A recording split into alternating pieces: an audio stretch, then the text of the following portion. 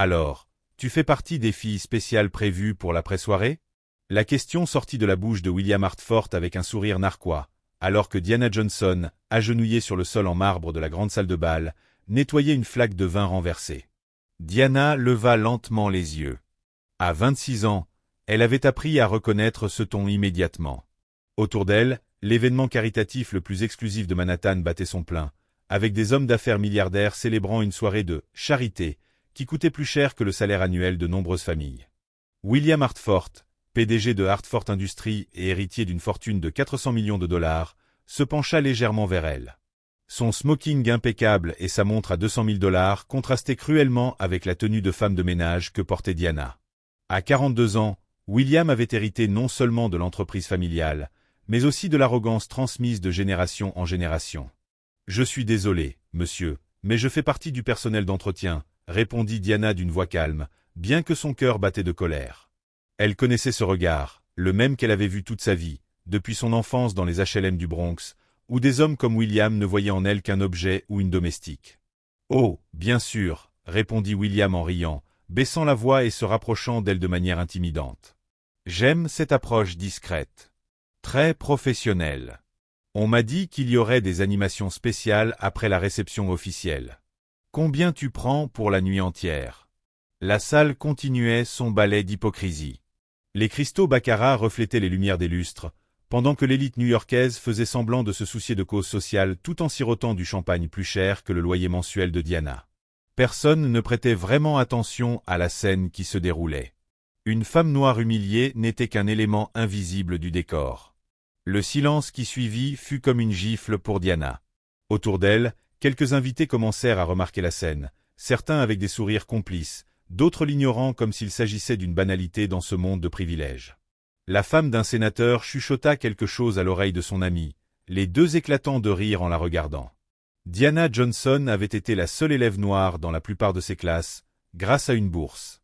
Elle avait obtenu un diplôme en administration des affaires à Columbia University tout en travaillant 3 emplois, dont celui de femme de ménage de nuit. Chaque diplôme, chaque réussite, chaque barrière franchie. Et pourtant, elle se retrouvait là, réduite à un objet sexuel par un homme qui avait probablement hérité de plus d'argent qu'elle n'en verrait jamais. « Monsieur Hartford », dit-elle en se relevant lentement, le regard planté dans le sien. « Je crois qu'il y a un malentendu. Je suis une employée chargée de nettoyer et d'organiser cet événement. Rien de plus. » La réponse de William fut encore plus humiliante. Il sortit un billet de 100 dollars de sa poche et le lui tendit bien visiblement, pour que les autres invités voient le geste. « Pour l'embarras, ma belle. Et quand tu changeras d'avis sur les services supplémentaires, viens me voir. J'ai une suite à l'Hôtel Pierre. 300 dollars de l'heure, ça me paraît juste. » Un groupe d'exécutifs proches se mit à rire ouvertement. Du William tout craché, lança l'un d'eux. Toujours direct, ajouta un autre. Au moins, il est généreux. Les rires résonnèrent comme des couteaux dans la fierté de Diana. Mais quelque chose d'inattendu se produisit à ce moment-là. Au lieu de baisser la tête ou de fuir, Diana se redressa fièrement, son regard fixé sur William avec une intensité qui le mit mal à l'aise.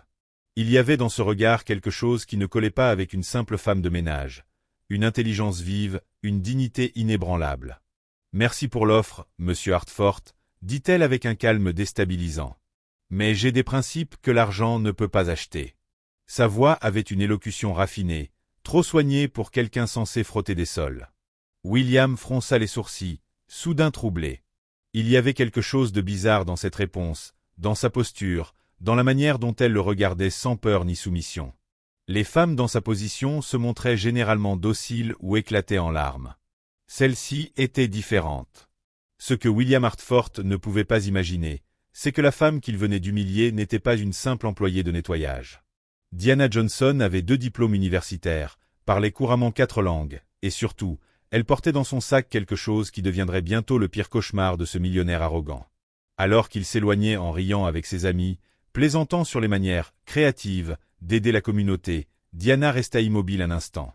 Le billet de 100 dollars toujours tendu vers elle comme une insulte finale, mais ses yeux ne trahissaient aucune défaite. Ils brillaient d'une détermination propre à ceux qui ont traversé des tempêtes bien pires et appris à non seulement survivre, mais à s'élever. Là, Au centre de cette salle dorée remplie de gens qui la voyaient comme invisible, Diana garda sa contenance comme quelqu'un qui cachait un secret trop puissant pour être révélé avant le bon moment. Ce que ses privilégiés ignoraient, c'est que chaque mot humiliant, chaque rire cruel, chaque regard condescendant était enregistré minutieusement dans l'esprit d'une femme qui transformerait sa vulnérabilité apparente en une arme dévastatrice.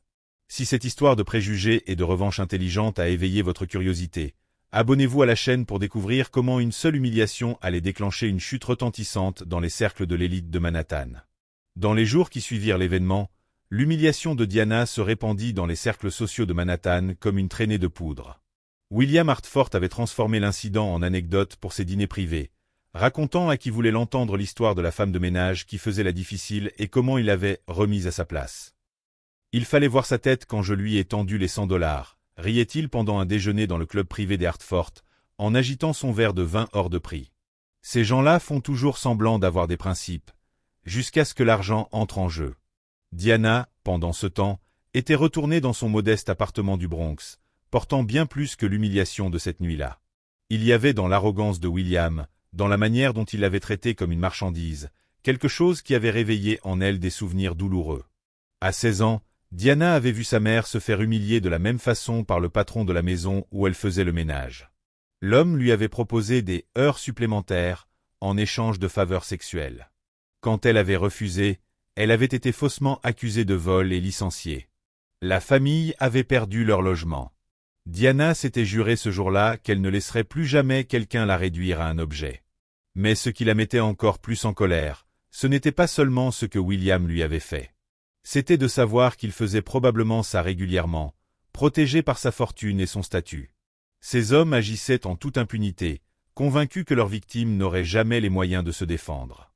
Ce que William Hartford ignorait, c'est que Diana Johnson n'était pas qu'une femme de ménage luttant pour s'en sortir. Le jour, elle travaillait sous un autre nom, Digi Consulting, une firme d'audit spécialisée dans la détection d'irrégularités financières et sociales. Ses clients la payaient grassement pour sa capacité à découvrir ce que les avocats et enquêteurs rataient souvent. Diana avait bâti son entreprise lentement, en se servant de son apparence ordinaire et de son humilité. Son apparence ordinaire était la couverture parfaite. Les dirigeants puissants parlaient souvent librement devant elle, pensant qu'une femme noire de banlieue ne pouvait ni comprendre leurs transactions complexes ni représenter une réelle menace. 3 jours après l'événement, Diana reçut un appel qui fit bouillir son sang. C'était Jennifer, sa supérieure dans la société de nettoyage, avec une nouvelle dévastatrice. « Diana, je suis désolé, mais je ne peux plus te programmer pour des événements d'entreprise, » dit Jennifer, clairement mal à l'aise. « J'ai reçu un appel du bureau de Hartford. Ils ont dit que tu avais eu un comportement inapproprié et ont demandé expressément que tu sois retiré de la liste des employés approuvés pour les événements haut de gamme. » Le silence qui suivit fut assourdissant. William ne s'était pas contenté de l'humilier publiquement. Il s'attaquait désormais à sa source de revenus, utilisant son influence pour miner ses moyens de subsistance. C'était une manœuvre cruelle et calculée, destinée à donner une leçon à toute femme qui oserait le rejeter. « A-t-il dit autre chose ?» demanda Diana, d'une voix dangereusement calme. Jennifer hésita. « Il a suggéré que tu devrais peut-être reconsidérer tes priorités professionnelles, et qu'il y avait d'autres services que tu pourrais offrir si tu voulais continuer à travailler dans les événements de prestige. » L'implication était claire et séhurante. William essayait de la forcer à se prostituer par chantage économique, en coupant ses opportunités de travail légitimes. À cet instant, quelque chose changea en Diana. La jeune fille qui avait grandi en voyant sa mère humiliée. Celle qui, à 16 ans, étudiait tout en occupant 3 emplois. Celle qui avait bâti sa carrière en affrontant quotidiennement le racisme et les préjugés. Cette femme-là n'allait pas plier devant un héritier gâté persuadé que l'argent pouvait tout acheter. Diana raccrocha et se dirigea vers son bureau improvisé dans sa chambre. Dans 2 boîtes parfaitement organisées se trouvaient les dossiers de chaque affaire qu'elle avait résolue au cours des 5 dernières années. Des hommes d'affaires corrompus exposés, des schémas fiscaux frauduleux démasqués, des cas de harcèlement sexuel documentés. Chaque dossier représentait une victoire de la justice sur l'impunité des puissants. Mais cette affaire allait être différente. Cette fois, c'était personnel. Elle alluma son ordinateur portable et commença à enquêter.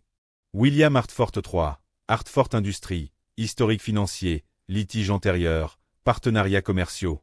Chaque clic révélait de nouvelles informations, et pour la première fois depuis cette nuit humiliante, Diana esquissa un sourire. Des choses très intéressantes étaient dissimulées dans les registres publics de Hartford Industries, des transactions douteuses, des partenariats suspects, et surtout, un comportement qui suggérait que William avait bien plus à cacher que son arrogance publique. Ce que ce millionnaire privilégié ignorait, c'est que chaque mot cruel, chaque tentative de détruire sa réputation professionnelle, ne faisait qu'alimenter la détermination d'une femme prête à transformer sa vulnérabilité apparente en arme dévastatrice. Diana n'était pas juste une victime en quête de vengeance. Elle était une prédatrice hautement qualifiée, et elle venait de trouver sa proie. Pendant que William Hartford dormait paisiblement dans son manoir, convaincu d'avoir réglé le « problème » de la femme de ménage insolente, Diana, elle, travailla toute la nuit, ses doigts volant sur le clavier, construisant méticuleusement le dossier qui détruirait non seulement sa réputation, mais aussi les fondements du pouvoir sur lesquels reposait sa vie privilégiée. Ce que ces gens riches ne savaient pas, c'est que chaque acte de mépris était une ligne de leur propre condamnation, et que Diana Johnson allait devenir juge, jury et bourreau d'une justice que William Hartford ne verrait jamais venir. Au cours des 2 semaines suivantes, William Hartford poursuivit sa campagne haineuse contre Diana. Non content de ruiner ses opportunités via l'entreprise de nettoyage, il utilisa son influence pour propager des rumeurs malveillantes dans les cercles sociaux de Manhattan. Il paraît que la femme de ménage veut poursuivre William en justice, commenta Patricia Westfield lors d'un dîner de charité au Plaza Hotel. Pathétique, répondit Margaret Harrison en ajustant son collier de perles à $100 000. Ces gens cherchent toujours à profiter des hommes à succès. Heureusement que William a les moyens de se défendre. Ce qu'elles ignoraient, c'est que Diana était assise à 10 pas de là, déguisée en serveuse temporaire, servant du champagne tout en mémorisant chaque mot empoisonné sorti de leur bouche privilégiée. Chaque insulte était soigneusement retenue. Chaque nom, mentalement noté. Elle avait obtenu ce travail par une autre agence, en utilisant un faux nom. Sa stratégie était simple, infiltrer les événements où William et ses amis se réunissaient, redevenir invisible pour recueillir des informations utiles. C'est lors de l'un de ces événements qu'elle rencontra Marcus Thompson, un avocat noir de 45 ans, célèbre pour ses procès contre des dirigeants puissants accusés de discrimination. Il était invité, mais Diana le reconnut immédiatement. Elle avait lu des articles sur ses victoires emblématiques. « Excusez-moi, dit-elle discrètement en s'approchant pendant une pause. J'ai besoin de vous parler de quelque chose d'important. » Marcus la regarda attentivement. Il y avait quelque chose chez cette serveuse qui ne collait pas avec son rôle apparent. « Je vous écoute. »« Pas ici, » murmura Diana en lui tendant une carte de visite. « Appelez ce numéro demain. C'est à propos de William Hartford et d'un comportement qu'il faut exposer. » Cette même nuit, William commit l'erreur qui allait sceller son destin. Il publia une photo de l'événement sur ses réseaux sociaux avec la légende. « Excellent dîner de charité ce soir. J'aime voir comment notre ville parvient à garder certaines personnes à leur place. L'ordre naturel des choses prévaut toujours. » La publication reçut des centaines de likes de la part de ses amis fortunés. Mais pour Diana, c'était la dernière pièce du puzzle. L'arrogance de William avait atteint un point tel qu'il documentait publiquement son mépris racial. Le lendemain, Marcus appela Diana comme convenu. Ils se rencontrèrent dans un petit café discret du Bronx, loin des regards de Manhattan. « Racontez-moi tout », dit Marcus en allumant son enregistreur avec la permission de Diana. Pendant 2 heures, elle raconta chaque détail, l'humiliation dans la salle de bal, les tentatives de sabotage de sa carrière, et surtout, elle révéla sa véritable identité, consultante en audit d'entreprise. « J'ai tout documenté », dit-elle en lui montrant un dossier rempli de preuves, capture d'écran de publications sur les réseaux sociaux, enregistrement de conversations où il admet avoir saboté ma carrière, témoignages d'autres employés présents lors de l'humiliation initiale. Marcus feuilleta. Marcus feuilleta les documents, son intérêt grandissant à chaque page. « C'est solide, Diana. Très solide. Mais vous avez dit qu'il y avait plus ?» Diana sourit pour la première fois depuis des semaines. « Pendant mes investigations sur Hartford Industries, j'ai découvert des irrégularités très intéressantes, des contrats gouvernementaux suspects, des surfacturations, et surtout, un schéma de discrimination à l'encontre des employés issus des minorités qui dure depuis plus de 10 ans. Vous êtes en train de me dire que vous avez des preuves de discrimination systémique ? Je vous dis que j'ai suffisamment de preuves non seulement pour poursuivre William Hartford pour harcèlement et représailles, mais aussi pour lancer une enquête fédérale complète sur ses pratiques commerciales, répondit Diana en sortant une clé USB de sa poche. Tout est là, documents financiers, emails internes, audits enterrés. Marcus s'adossa à sa chaise, impressionné. Comment as-tu eu accès à tout ça? Disons simplement que lorsqu'on est constamment sous-estimé, les gens ont tendance à laisser des informations importantes à découvert, répondit Diana avec un sourire énigmatique. Les cadres puissants n'imaginent jamais que la simple femme de ménage a un bagage en analyse financière et des connexions en audit d'entreprise. Pendant ce temps, William Hartford poursuivait sa vie comme si de rien n'était, totalement ignorant de la tempête qui se préparait. Ce même après-midi, il publia un autre commentaire arrogant sur ses réseaux sociaux à propos du maintien des standards de qualité dans son entreprise, sans se douter que chaque mot était soigneusement documenté. Il n'a aucune idée de ce qu'il attend, dit Marcus en refermant le dossier contenant les preuves. Diana, ce que tu as bâti ici, ce n'est pas juste une affaire de discrimination individuelle. C'est une bombe qui pourrait faire tomber toute la structure corrompue qu'il représente. Diana acquiesça, les yeux brillants de cette détermination que seules possèdent les personnes qui ont transformé la douleur en mission. Marcus, j'ai grandi en regardant ma mère être humiliée par des hommes comme William Hartford. J'ai juré que, le jour où j'aurai le pouvoir de riposter, je ne laisserai passer aucune occasion de rendre justice. Alors tu es prête pour la guerre? Demanda Marcus en lui tendant la main. Je suis née prête, répondit Diana en la lui serrant fermement. Ce que William Hartford ne pouvait imaginer, c'est que son arrogance constante et sa sous-estimation totale de Diana avaient créé les conditions parfaites pour sa propre destruction. Chaque publication sur les réseaux sociaux, chaque remarque cruelle, chaque tentative de sabotage était méticuleusement documentée par quelqu'un qui avait non seulement les compétences pour la battre, mais aussi la patience stratégique d'attendre le moment exact pour frapper. Pendant que William dormait paisiblement dans son manoir, convaincu d'avoir réglé le « problème » de la femme de ménage insolente, Diana et Marcus travaillaient toute la nuit, bâtissant un dossier qui allait non seulement anéantir sa réputation, mais aussi exposer tout le réseau de privilèges et de corruption sur lequel reposait sa vie dorée. Quand William publia cette dernière publication arrogante, tous ses amis rirent, approuvant ses propos sur l'ordre naturel des choses. Mais ceux qui connaissent la vraie puissance de la justice savent qu'elle grandit en silence, alimentée par la patience de ceux qui savent attendre pour renverser les règles du jeu. La première fissure dans la confiance de William Hartford apparut un lundi apparemment ordinaire. Il était dans son bureau exécutif, en train de revoir des contrats, lorsque son assistante Jessica entra, visiblement nerveuse. « Monsieur Hartford, il y a des journalistes dans le hall.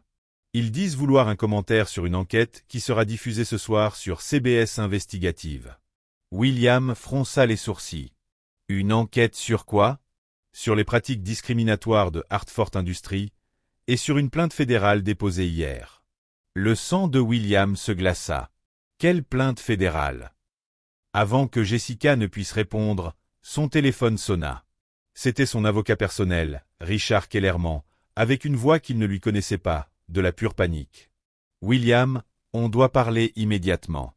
La Commission fédérale pour l'égalité de l'emploi a ouvert une enquête officielle contre Hartford Industries. Ils ont des documents, des enregistrements, des preuves remontant à 10 ans. Et ce n'est pas tout.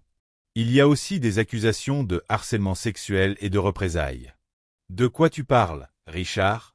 Contre qui? Une femme nommée Diana Johnson. Et William, ce n'est pas juste une femme de ménage, comme tu le pensais. C'est une consultante en audit d'entreprise, diplômée de Columbia. Tu t'es attaqué à la mauvaise personne. William sentit le sol se dérober sous ses pieds. C'est impossible, je l'ai vu nettoyer le sol. William, elle a tout documenté. Chaque conversation. Chaque publication sur les réseaux sociaux. Chaque tentative que tu as faite pour saboter sa carrière. Et surtout, elle a trouvé des irrégularités financières dans l'entreprise. Et des contrats surévalués. Et des pots de vin à des fonctionnaires. Et une discrimination systémique contre les employés issus des minorités. À cet instant, William reçut une notification sur son téléphone. Un lien vers Twitter. Il cliqua, les mains tremblantes, et vit son pire cauchemar se matérialiser en temps réel.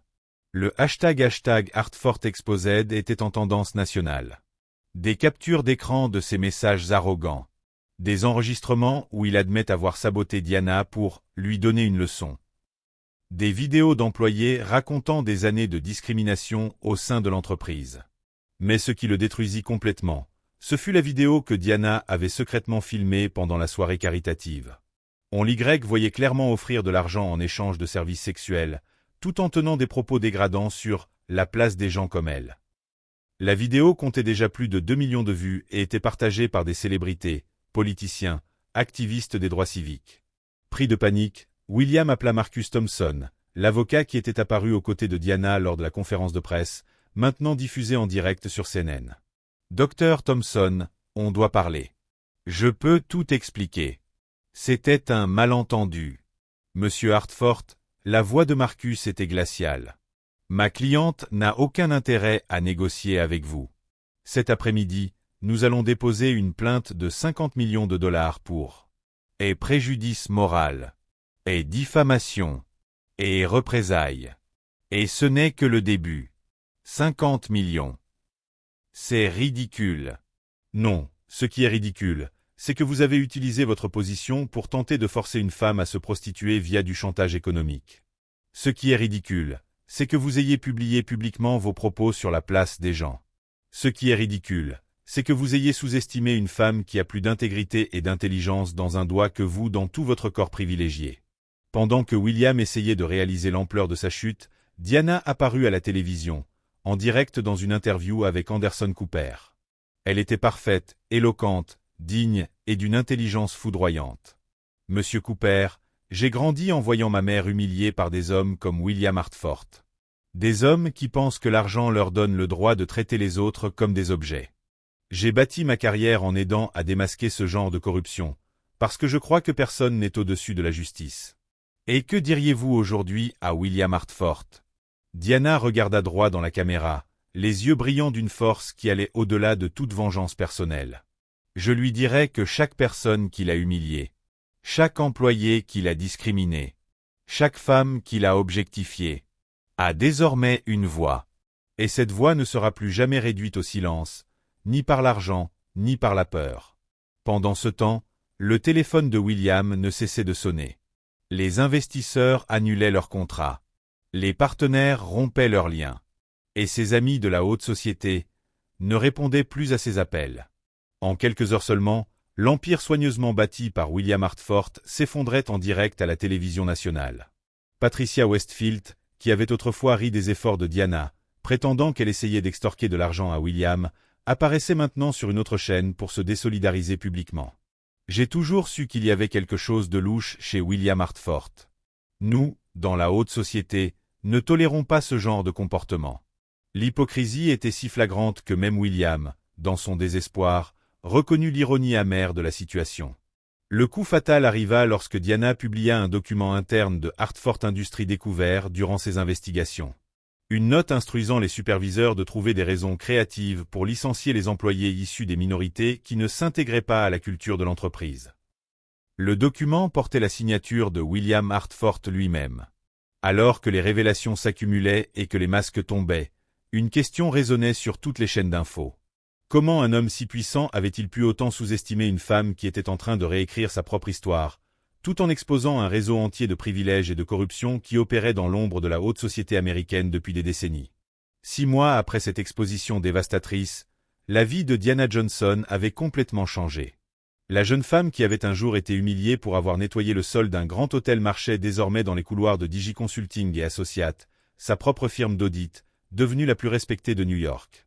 Madame Johnson, 3 nouvelles entreprises ont demandé nos services cette semaine, annonça son assistant, Thomas, en lui tendant un dossier rempli de contrats. Elle cite toute l'affaire Hartford comme raison principale. Diana sourit, en regardant par la grande baille vitrée de son bureau, situé en plein cœur de Manhattan. Ironique, pensa-t-elle, que cette humiliation soit devenue sa meilleure publicité. Les entreprises payaient maintenant des sommes importantes pour s'assurer qu'elles n'avaient pas de problème à la Hartford dissimulé dans leur structure. Le procès contre William s'était soldé par une victoire écrasante. Et 50 millions de dollars de dommages et intérêts. Et mais plus encore, un changement fondamental dans les lois fédérales sur le travail. La nouvelle législation, baptisée Hartford Act, protégeait désormais les employés contre les représailles en cas de dénonciation de discrimination. Et Diana en était devenue le visage national. William Hartford, quant à lui, avait tout perdu. Hartford Industries avait été vendu pour payer les amendes et les indemnités. Et sa fortune de 400 millions de dollars s'était envolée dans les procès et les règlements. Et il vivait désormais dans un modeste appartement dans le Queens, travaillant comme consultant indépendant, quand il trouvait des clients assez désespérés pour ignorer sa réputation ruinée. « Tu as vu les nouvelles sur William aujourd'hui » demanda Marcus Thompson en passant au bureau de Diana cet après-midi-là. Diana secoua la tête. Elle avait cessé de suivre la chute de son ancien bourreau depuis des mois. La vengeance était accomplie, et elle était désormais tournée vers l'avenir. Il a essayé de se présenter au conseil d'administration de la petite entreprise où il travaille. Il a été rejeté à l'unanimité. Les employés, majoritairement des femmes et des personnes de couleur, se sont organisés contre sa nomination. L'ironie était parfaite. L'homme qui parlait autrefois de garder les gens à leur place découvrait enfin où était la sienne, dans une société qui voyait enfin sa vraie nature. Patricia Westfield et Margaret Harrison, qui avaient autrefois ri des efforts de Diana, se disputaient désormais le privilège de s'associer publiquement aux causes qu'elle défendait. « Nous avons toujours soutenu la diversité », déclarait-elle en interview, tentant désespérément de réécrire leur propre histoire. Mais la transformation la plus touchante vint de Jennifer, la superviseure de l'entreprise de nettoyage qui avait été contrainte de licencier Diana. Elle se présenta un après-midi au bureau, les larmes aux yeux. « Diana, je veux m'excuser.